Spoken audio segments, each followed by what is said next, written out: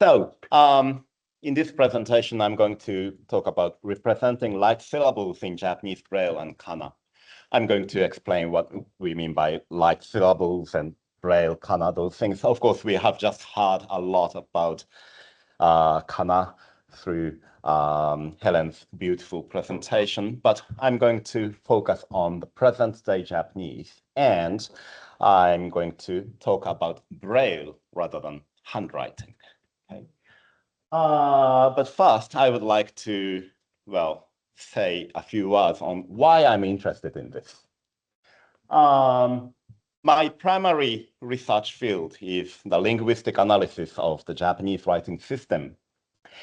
And I'm particularly interested in describing different aspects of that writing system, but I'm also doing some comparison between Japanese and other writing systems. And by extension, I'm also interested in writing systems typology. Now, I started looking at Braille as a kind of side project in order to kind of highlight the similarities and differences between Braille and print. In Japanese, or well, any language, we can speak of one language being represented by Braille in one way and by print in another way. So we have two different representational systems for the same language. By comparing these two representational systems, my idea was maybe I could find something interesting. And I am, discovering lots of interesting things. But yeah, why Japanese then? Of course, I'm from Japan, so that's the first reason. But, in Japanese, in both Braille and print, we see lots of unique features that may or may not exist in other writing systems of the world. So, yeah, in a sense, this is a very rich field of, discoveries.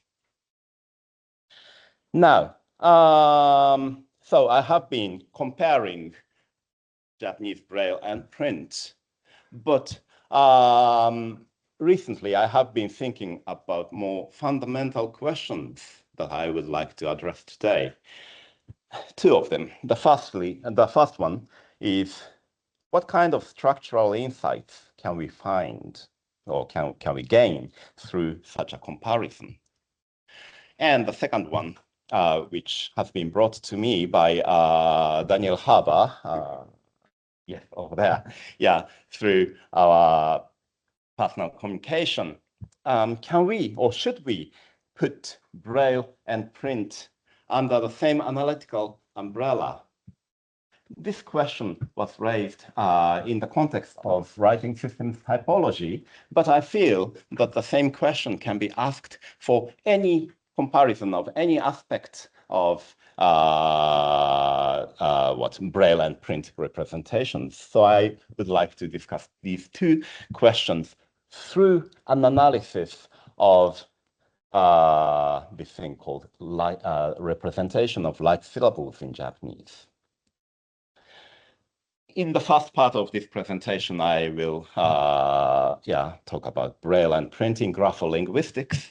Part 2 will be the representation of light syllables. Then part 3, I will try to come up with some implications for grapholinguistics. I use these notational conventions to indicate the writing system. I assume the pairing of a script and language makes up the writing system. Of course, there are more interesting things, but yeah.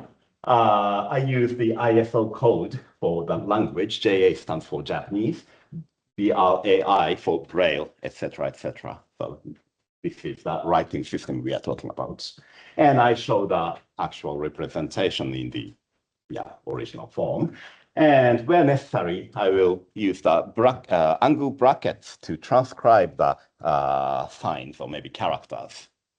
The slants for the phonemic transcription or pronunciation, and the single quote and English translation for the meaning of the word in question. So with these things in mind, let's look at Braille and print in grapholinguistics. Put in simple terms, writing system can be seen as a conventional pairing of a script and a language. This has been expressed in different ways by many great researchers. And Dimitrios Meletis famously gave us this model here. I'm not going to discuss the theoretical background of any model of writing system in this presentation, but yeah, let's say we have a script and we have a language, and the elements of the script is mapped onto different linguistic units in that language. And there are some norms for how to combine or organize these signs. Okay, so these are some of the elements of writing systems.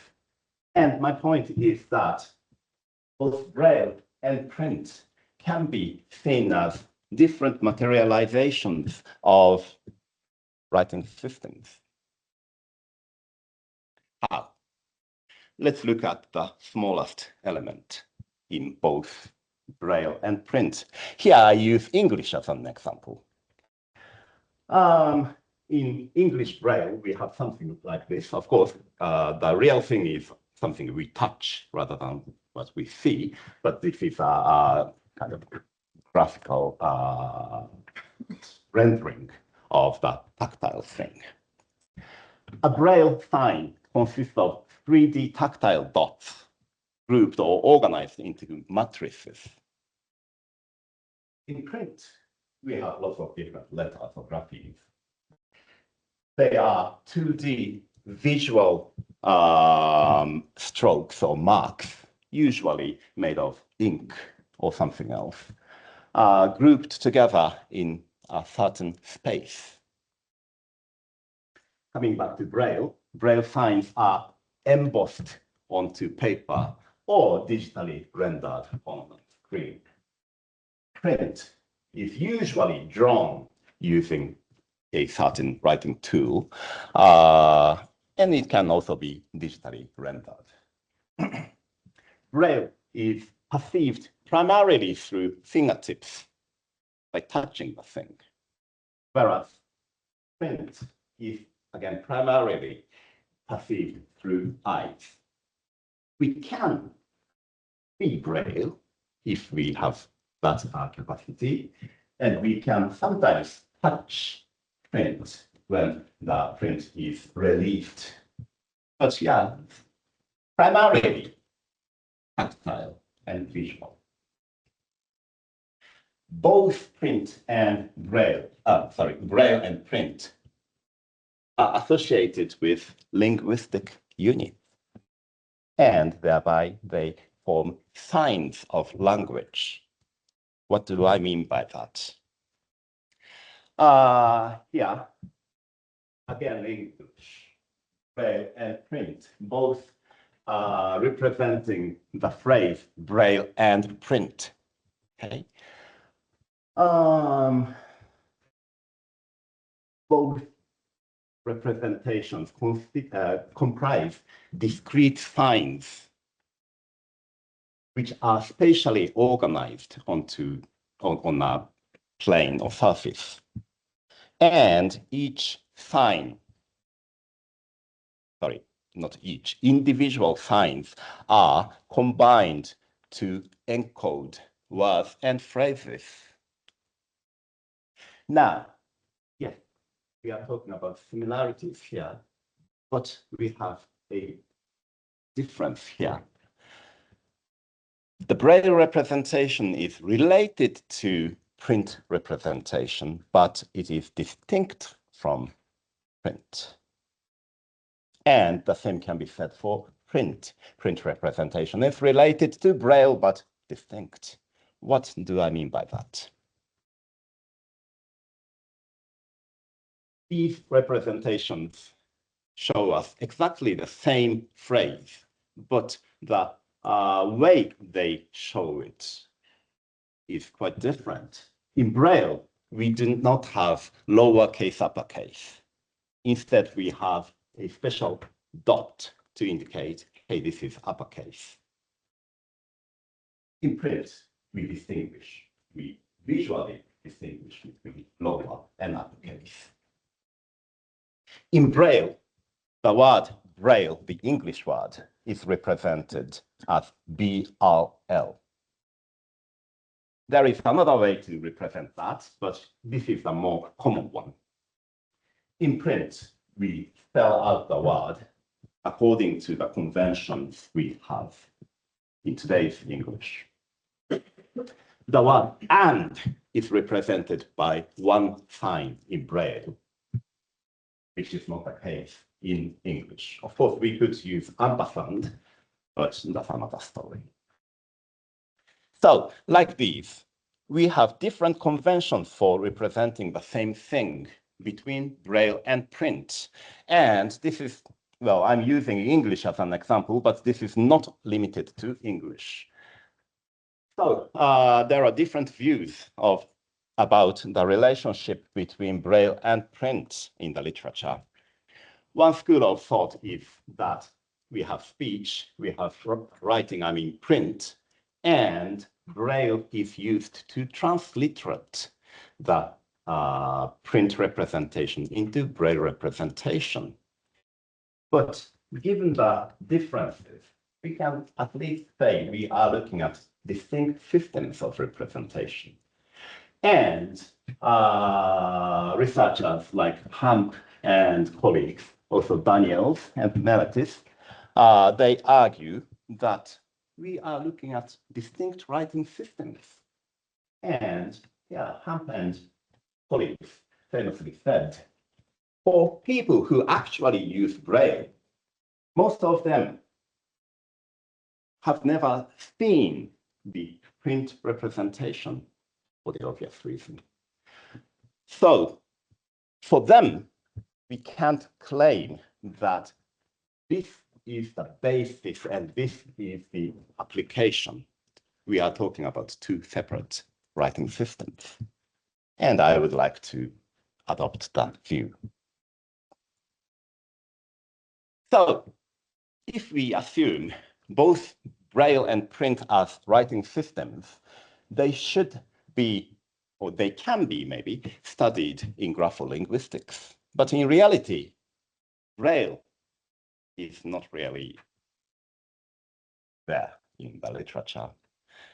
Maybe it's being seen, but not really touched. Hamp and colleagues speak of this lack of a thorough abstract analysis of Braille in the literature, and also a tendency to equate Braille literacy with print literacy. That was in the 90s. 30 years later, another group of researchers, Engelbrettsson and his colleagues, talk about almost exactly the same thing. They use the term erasure of Braille in the literature and adequation of Braille reading to print reading. Engelbrettsson and colleagues say, ultimately, this is a print-centric or site-centric perspective on Braille. As it positions Braille as dependent on print rather than as a writing system in its own right. So, yeah, it would be fantastic if we can look more deeply into Braille. Now, let's look at Japanese Braille then. Let me skip this bit. Basically, this slide was there to show you that Japanese Braille is very, very different in terms of structure compared to English or other Braille systems. Sorry, I need to skip this, but I wanted to say Reading University is very beautiful in both Braille and print. Sorry for that. So, like syllables, In Japanese, we distinguish between light and heavy syllables based on prosody and some interesting things. But a vowel is a light syllable. The combination of a consonant and vowel is a light syllable. In Japanese, we can combine a consonant with a semi-vowel y plus a vowel, and this is also light. Everything else is heavy. Okay? And this is the braille and print representation of the light syllables, more specifically vowels. In Japanese, we have 5 single short vowels represented like this in braille and represented like this in the hiragana script and like this in the katakana script. Just as a reminder, in print Japanese, we use hiragana and katakana phonemically or phonographically to represent things. Okay. Now,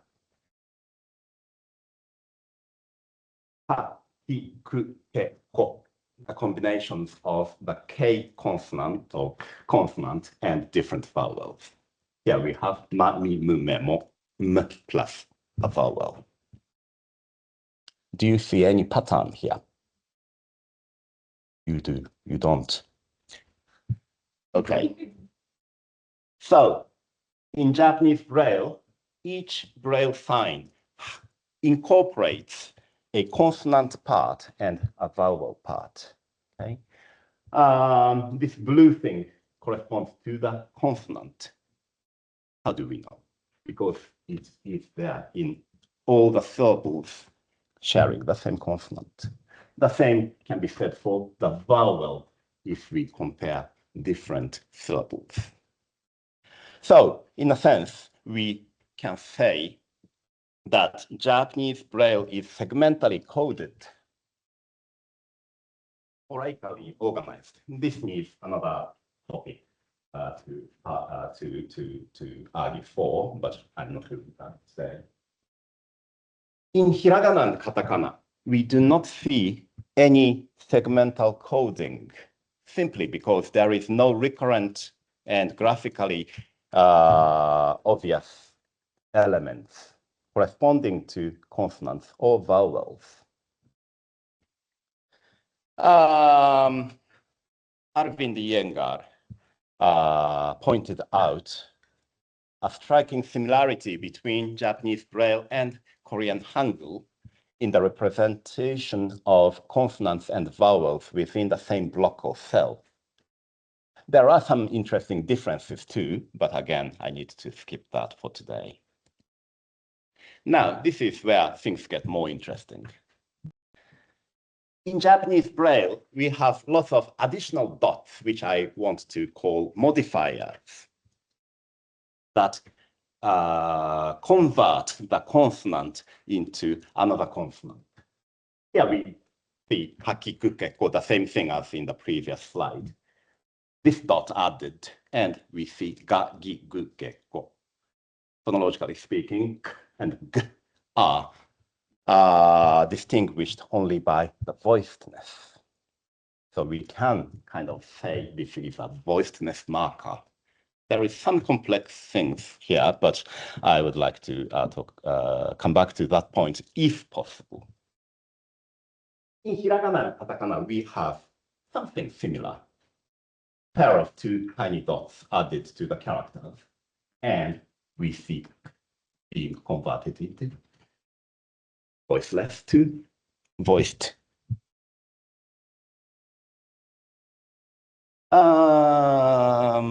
Sorry, let me skip this. We have another modifier for another kind of sound, but I need to skip that, sorry. In Japanese, a consonant can be combined with a semivowel, y. Ha versus hya, they are different things. In Braille, this is ha, the same character here, preceded by another kind of dot, and this is hya. In hiragana and katakana, we have a very different kind of representation. We combine two different characters. The second one is in a smaller size. And we represent the semi-vowel syllables like that.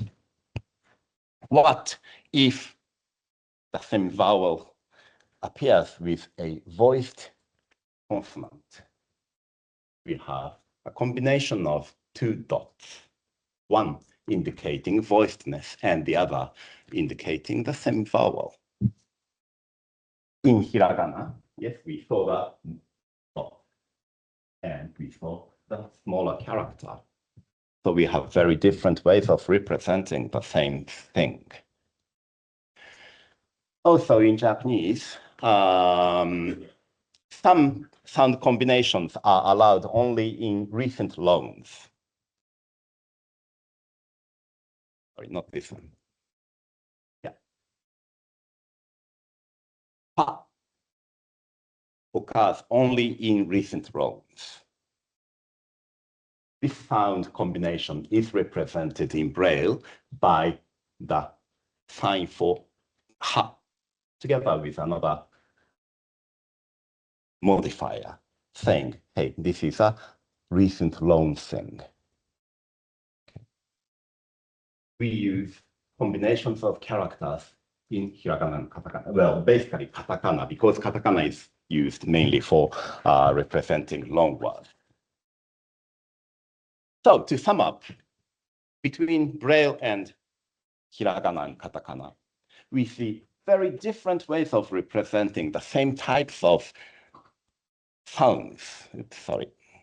And sorry, have we run out of time? Yes, you are. Okay, then sorry, 2 more minutes, if I may. A fewer questions. Thank you very much. And sorry, everyone. Implications. As we saw,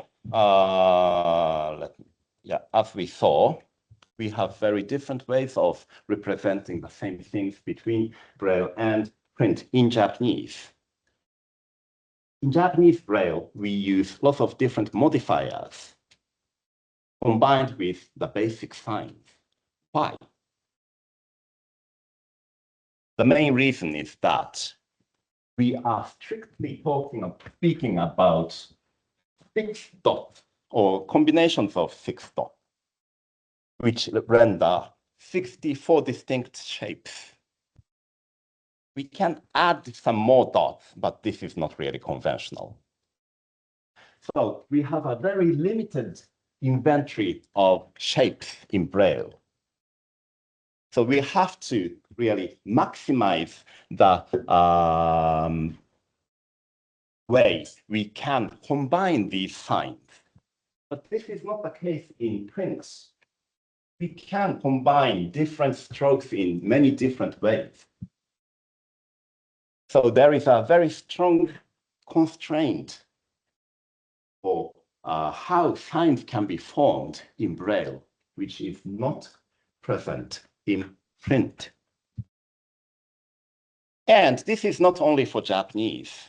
We can look at any Braille writing system of the world. I tried to find the representation for the word meaning Braille in different systems. Sorry if there are mistakes. I can't really read these. But what my point is, they look quite uniform. And compared with print, we see a lot of variation in shape in print, which is not really there in Braille.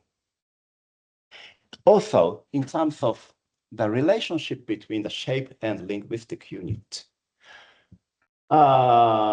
Basically, in any of these Braille writing systems, we see correspondences between the shape and phonological unit, usually segments, but sometimes syllables. In print, the shape can be associated with phonological units, great variety of phonological units.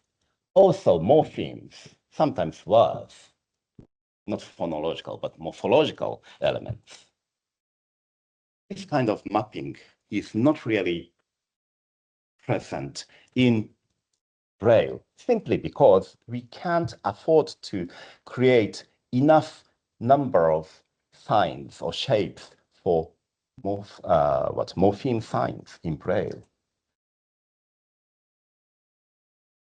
This, sorry, yeah, there are a lot of interesting things about how signs are arranged in Braille and in print, but I need to skip that.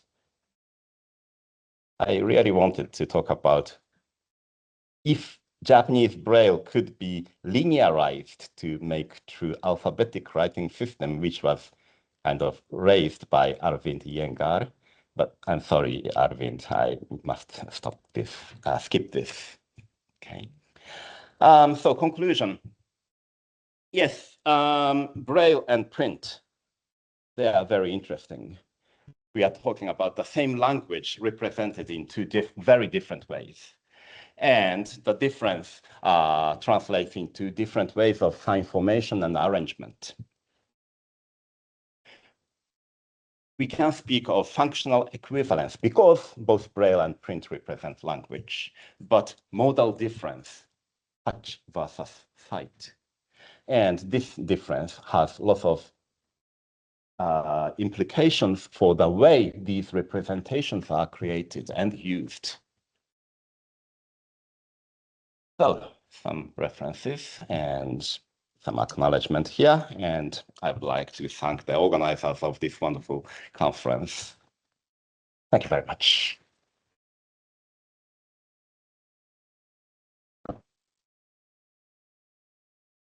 Very rich. There's one or two questions. Yes. Yes, thank you for this very interesting talk. It reminded me a bit of the good old days in computer science where we had only 7 bits and we had to fit our signs into them. But what strikes me is that in kana, the modifiers are always coming after the letter. So Yeah. you see the letter and the modifier shows you that something is different, but the difference is less important than the letter. The important information comes first, and the modifier next. Well, here it's the opposite. So the modifier acts like a dead key on a keyboard. So you get the modifier, you don't know what will come next, and you have to store it in your mind, and then comes the real information. So why have they chosen this to put the modifier before the letter? That's a great question. One explanation is how the inventor of the Japanese Braille wanted to design this thing. He specifically says we need to put the modifier before the main thing so that we can linearly process the information more easily than the other way around. Yes, he said that in his diary. But yes, but the question is whether this is true or not in terms of, I mean, yeah, he said that, but if this makes it easier to process. And I would love to look into the psycholinguistic literature to prove or disprove this point. But yes, that's my answer, immediate answer now. Thanks. A very short question. If it's a short one, then just a comment on Yanis's question. Think about the English word, I don't know, hat versus hate. The E comes afterwards, but has got the same effect as the thing that in Braille comes before. Yeah. I think the psycholinguistic research may, well, it'll be interesting because there are clearly writing systems that were established in all different directions. Yes, but the pattern sees the contour of the word. Yeah. The thing that doesn't see the next step. Yeah, true. Yes, that's actually a very important point because in print reading, we do chunk things together and go back and forth in actual reading as proved by eye tracking studies. But for Braille, it's usually linear. Of course, you can go back and you can use more than one finger, Yeah. but Yes, like that. So the processing may or may not be different between visual and touch reading. Again, I need to check the literature. Thanks. Thank you very much.